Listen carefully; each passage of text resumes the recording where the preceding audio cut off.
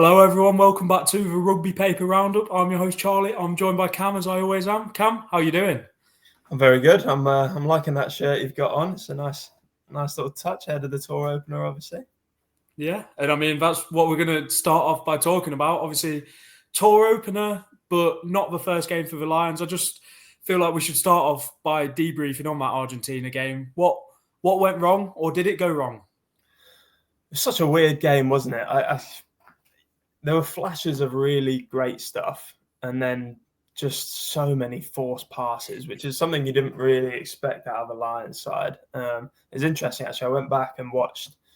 They're doing that YouTube sort of series of the uncut through the training week, and after one of the training sessions, Mario Toje sort of laying down the law. It's a good session, but we're forcing too many passes. We need to sort that out. I think that was the last training session as well that he said. Yeah, exactly. And then it comes to the game, and it's exactly what they did. And I mean, against that Argentina side, who we spoke about before the game, who are coherent and very good together, they were lethal on the counter attack. They were brilliant. And if you make that many errors, you're going to get punished. And that's exactly what they did. So there were good flashes. Some definitely stood out. Tommy Freeman was brilliant. I don't think that'll be anything close to the team that starts for the first test anyway. So good, some good things, some not good things at all. But Argentina deserved their win, to be fair. They were brilliant. Yeah, and at the end of the day as well, Argentina probably would beat the Wallabies. So is it the end of the world that we've lost to them? Obviously, you want to win every game, but it would be tough, obviously, because it's away in Australia, as the Lions always is. But yeah, I don't think there's too much to worry about.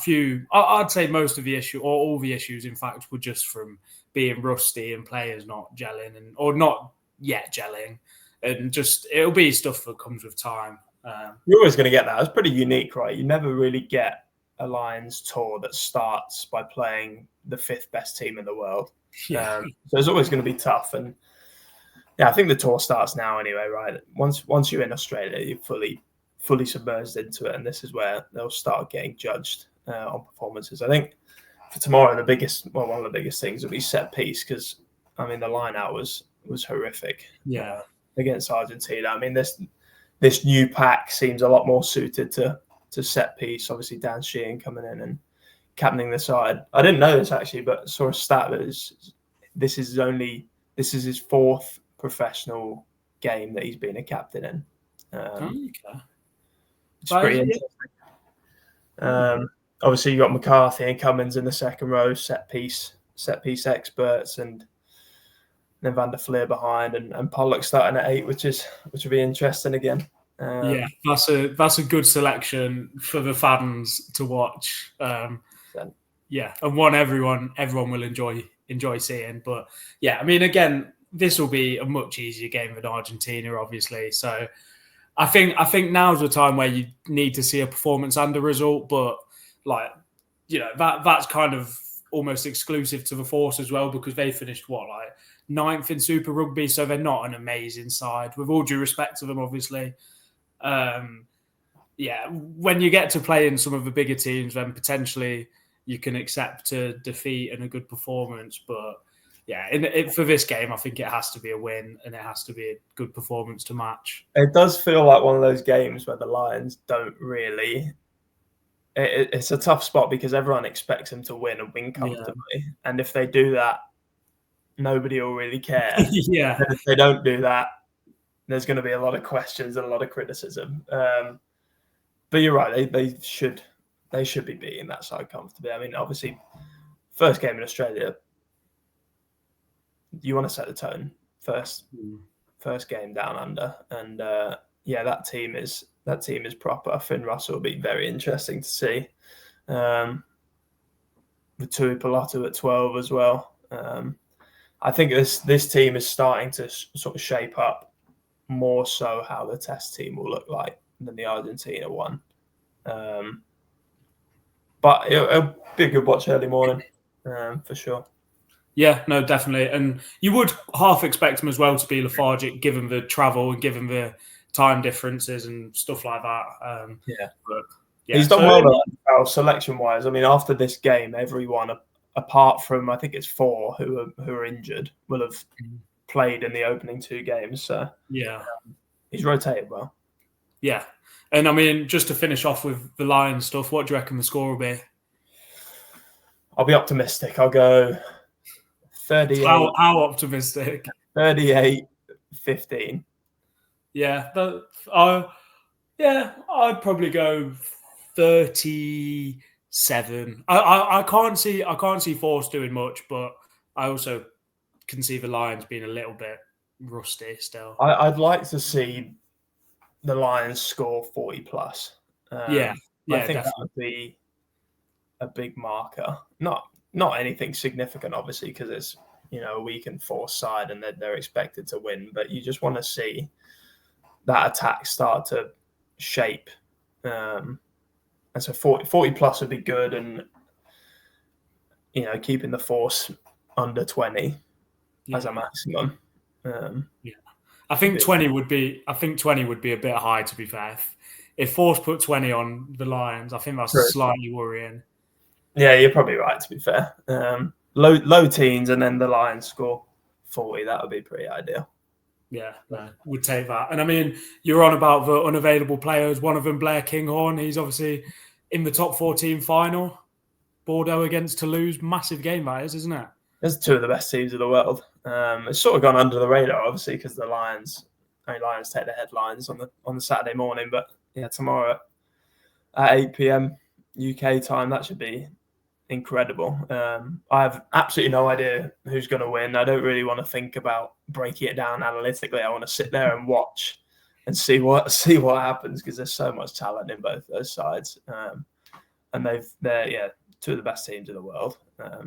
Should be a cracker. Yeah, and it's a good battle as well, because there's obviously a bit of history this year already with the Champions Cup semi. But on paper you probably would have Toulouse just about, but then obviously Bordeaux. Well, would you? I would say just about. Obviously both unbelievable teams, but on paper I'd say Toulouse. I feel like Bordeaux have gone.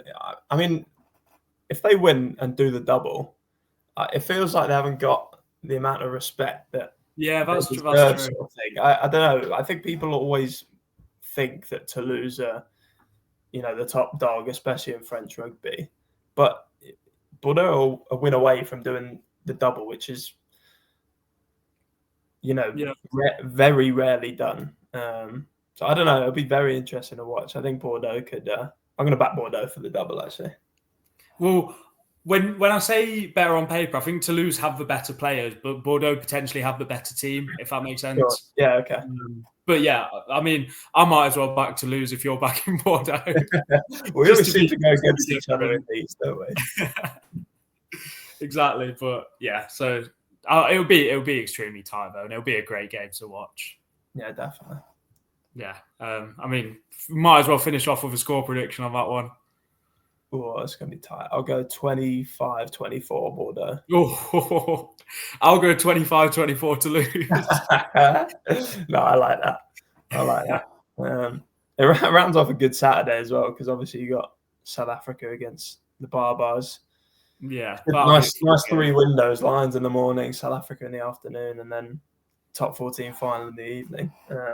It's supposed to be raining in South Africa, but hopefully we still see some fireworks. Obviously you've got a couple of legends departing, Peter Omani and Cian Healy.